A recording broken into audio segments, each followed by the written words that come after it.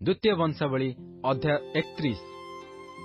एही सबु समाप्त हेला उतारे उपस्थित समग्र इस्राएल जिहुदार नगर मानकु जाई स्तंभ सबु भांगी पकाइले ओ आसेरा मूर्ति मान काटी पकाइले। पुणी निशेष रे विनाश न करिया पर्यंत समस्त जिहुदा ओ बिन्यामीन मध्यरु आहुरी इफ्राइम ओ मनसी रे स्थित उच्च स्थली ओ यज्ञवेदी सबु भांगी पकाइले। तहु इस्राएल संतानगणर प्रत्येक लोक आपणा आपणा अधिकार ओ नगर को फेरीगले। आउ हिजकिय जाजक मानकर ओ लेवीय मानकर पाळीक्रमे पाळी निरूपण कले। होमार्थक ओ मंगलार्थक बलिदान परिचर्या ओ सदाप्रभुक छाउणीर द्वार समूहरे धन्यवाद ओ प्रशंसा करिया निमंते जाजक ओ लेवीय मानकर प्रति जनकु ताहार सेवानुसारे नियुक्त कले। मध्य से सदाप्रभुक व्यवस्थार लिखनानुसारे होमबली निमंते अर्थात प्रभातीय ओ सायंकालीय होमबली निमंते पुणी विश्रामबार ओ अमावास्या ओ निरूपित पर्वादीर होमबली निमंते राजसंपत्तिरु देय अंश निरूपण कले। आहुरी जेपरी जाजकगण ओ लेवीयगण सदाप्रभुक व्यवस्था रे आसक्त रहिबे एथिपई से सेमानकु सेमानकर अंश देबा निमंते जेरुसालेम निवासी लोकमानकु आज्ञा कले।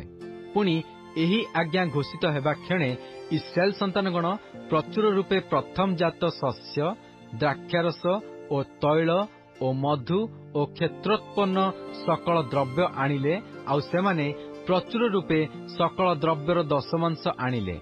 पुणी जिहुदार नगर समूहरे बासकारी इस्राएल ओ जिहुदार संतान माने मध्य गोमेश्वर दशमांश ओ सदाप्रभु सेमानक परमेश्वरक उद्देश्य रे प्रतिष्ठित पवित्र द्रव्यादिर दशमांश आनी राशि राशि करी थोइले। तृतीय मासरे सेमाने सेही राशि करिबाकु आरंभ करी सप्तम मासरे ताहा समाप्त कले। एउतारे हिजकिय ओ अधिपति माने सेही राशि देखिବାକୁ आसी सदाप्रभुଙ୍କର ଓ ତାହାଙ୍କ ଲୋକ ଇସ୍ରାଏଲର ଧନ୍ୟବାଦ କଲେ।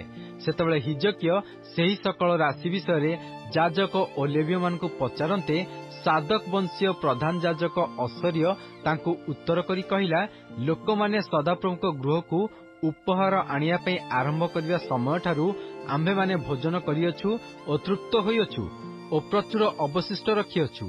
କାରଣ ସଦାପ୍ରଭୁ ଆପଣା ଲୋକମାନଙ୍କୁ ଆଶୀର୍ବାଦ କରିଅଛନ୍ତି। ତେଣୁ ଯାହା ଅବଶିଷ୍ଟ ରହିଅଛି ତାହା ଏହି ବୃହତ୍ ଦ୍ରବ୍ୟରାଶି। ତହିଁରେ ହିଜକିୟ ସଦାପ୍ରଭୁଙ୍କ ଗୃହରେ କେତେକ କୋଠରୀ ପ୍ରସ୍ତୁତ କରିବାକୁ ଆଜ୍ଞା କଲେ।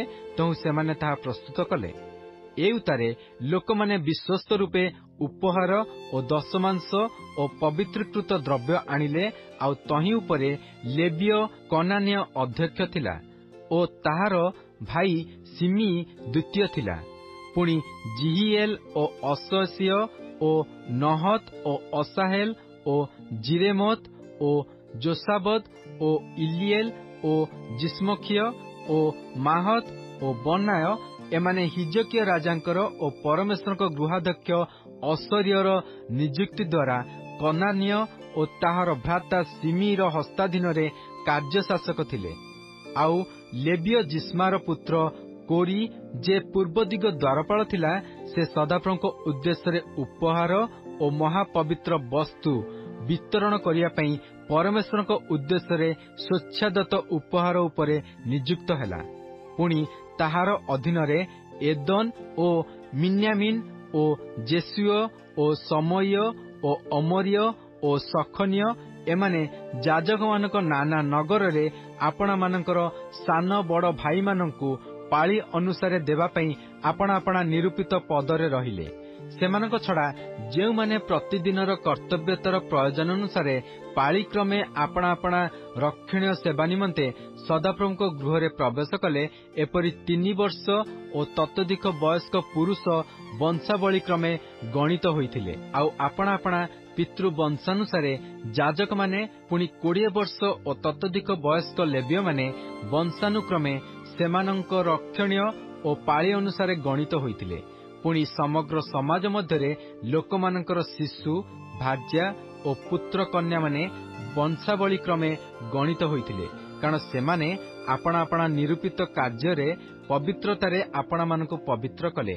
ମଧ୍ୟ ହାରୋଣଙ୍କର ଯେଉଁ ସନ୍ତାନ ଯାଜକମାନେ ଆପଣା ଆପଣା ନଗରସ୍ଥ ତଳିଭୂମିରେ କ୍ଷେତ୍ରରେ ବାସ କଲେ, ସେମାନେ ପ୍ରତ୍ୟେକେ ନଗରରେ ଯାଜକମାନଙ୍କ ମଧ୍ୟରେ ସମସ୍ତ ପୁରୁଷଙ୍କୁ ଓ ଲେବୀୟମାନଙ୍କ ମଧ୍ୟରେ ବଂଶାବଳୀ କ୍ରମେ ଗଣିତ ସମସ୍ତଙ୍କୁ ଅଂଶ ଦେବା ପାଇଁ ଲୋକେ ନାମରେ ନିର୍ଣ୍ଣିତ ହେଲେ।